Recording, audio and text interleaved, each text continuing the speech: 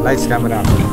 So nandito tayo sa Al Arab Basketball Court. So itatanong natin dito sa isa nating player kung magkano ba ang binabayaran nila kada isang oras. So lilinawin ko lang, every 1 hour magkano po ba ang binabayaran? Magkano po yung binabayaran nyo sa paglalaro ng basketball ito kada oras? 200 per hour po. 200 per hour. So magkano yun sa peso? So 200 Qatari riyals to times 15. Times 15. So pumapatak na 3,000 pesos. 3,000 pesos. So malinaw po yun. Kada isang oras 3,000 pesos. 3,000 pesos. Talagang malapit. 3,000 pesos. So kung mayroon ka 10 oras, may 30 mil ka na. Wow. So napakagandang business nun. Natin kasama dito sa basketball court. Kumusta naman yung paglalaro nyo dito sa basketball? Wala, nakakapagod. Walang tubig. Wala daw silang tubig. So mamaya itong mga player natin, so kulang daw sila sa tubig. So pagkatapos ng laro, ito magpipicture na po sila. So yun ito. Pipicture na yung ating mga grupo. So ito po. Ito po si Marvin. Sige, kumusta yung laro natin, Marvin? Napakagaling. Sulit ang gabi. Sulit po yung gabi natin. So ayan, natapos na po ang aming basketball. So nandito na po ang lahat. So yun, ito na po yung ating mga team player. Si Batang. Ito ang ating ano pong masasabi niyo sa laro natin dito sa Qatar? Alay, ayos. Ganda. Maganda. Gusto tubig. Gusto yung tubig nila. Ayan po. Natapos lang nating laro. Medyo tatlong takbuhan, medyo hingal-hingal na. Sobrang pagod. Ito yung ating best shooter eh. Ano masasabi niyo sa laro natin? Mukhang nahirapan kami dito sa team na to. Ayos lang, sir. Enjoy lang. Sarap. So ito yung ating isang player. Interviewin natin sa ating player. Kumusta yung laro nyo ngayon? Medyo talagang pinagpuwis na kang gusto. Yes. Kumusta yung mga kalaban? Ang lamig pero kawis. Sulit. Ayan. Gitna na. Ayan po, nandiyan na po tayo sa Doha, Qatar. Maraming salamat po sa mga nanonood natin. So tuloy po sila dito sa paglalaro ng basketball. So ito po yung ating videographer si Bay. So patuloy po rin po siyang kumukuha ng video para sa ating mga manlalaro. So yung palaro po na ito ay actually dito sa aming company. So at least meron silang mga bonding. At saka ginagawa nila ito once a year. So wala na naman siyang pandemic, kaya magandang pagkakataon to sa lahat para magkaroon ng kaunting refreshment. So bonding, refreshment para sa mga empleyado. So interviewin naman natin dito yung ating isang videographer. Siya yung nagko-cover ng mga laro dito sa basketball. So ito po siya si Bay. So ayan si Bay. Bay, gaano kayo kadalas maglaro dito sa basketball court? Naglalaro kami dito alternate. Minsan sa isang linggo 3 beses. Sa isang linggo, so 3 beses sila nagpa-practice dito ng basketball dito sa Al Arab Basketball Court. Kumustahin naman natin yung kanilang paglalaro kung nag-enjoy ba silang lahat. Yan.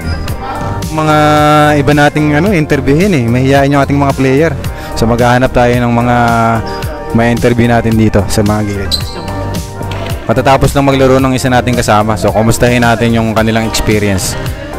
So ito po yung ating main player of the game, si Mr. Fausto. So nakita niyo apelyido sa likod, Mr. Fausto. Ito po yung ating pinaka yan.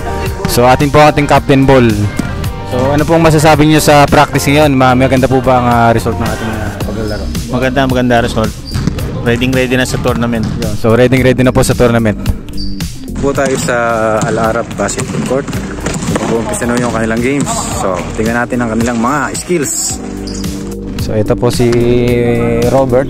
Ito po yung isang group natin sa isang kupunan. So check naman natin yung ating. Ay, hindi pala naka-record. Take two. Ito Jordan. Ayan, Gilas Pilipinas. Ito po si Puma. Ayan, ito na po yung ating mga kasama rito. So, ito po yung ating mga player. So 1, 2, 3, 4. So marami tayo. 10 tayo mahigit. Oh, ito po yung ating mga pambato. Yan. Patay tayo dyan, sir. So ayan. Ito na po tayo. Ito, pawis na pawis si Bay. Talagang pawis na pawis. Ito, ito si Alpel. Kumusta naman Alpel yung paglalaro natin? Medyo hapa po siya. Kitang-kita natin sa camera. Sir, may dugo-dugo lang. Ayun, medyo ano siya, medyo tamaan siya po siya ng dugo. Pero so far okay naman. Ayos naman. So okay naman. Okay naman po yung kondisyon niya. So okay naman, walang problema. So yeah, picture na po sila ngayon. Hanggang sa muli po, maraming salamat sa inyong panonood. See you in my next vlog. So ayan, uwi na po tayo ngayon. So tapos na yung ating practice. So kanya-kanyang uwi na po. So ito po yung ating mga kapwang OFW po dito sa Doha, Qatar. So ayan.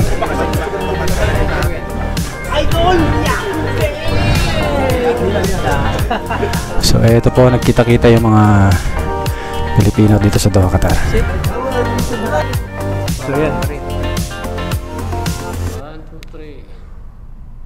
Nasaan yung guardia? Waki. Ikaw naman ba dito? Waki. Ikaw naman ba dito? Palit. Driver naman dito. Game. Dali na! Bilas na to! Surgab!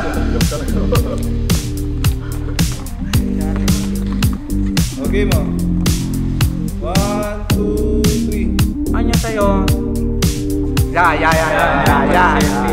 Lapit, portrait ha? Lapit ka! Kaming gawing background ha? Ya. 1, 2, 3. Ya. Okay na po na. Ano mo? Lalakad ako. Ay, lalakad daw siya, lalakad.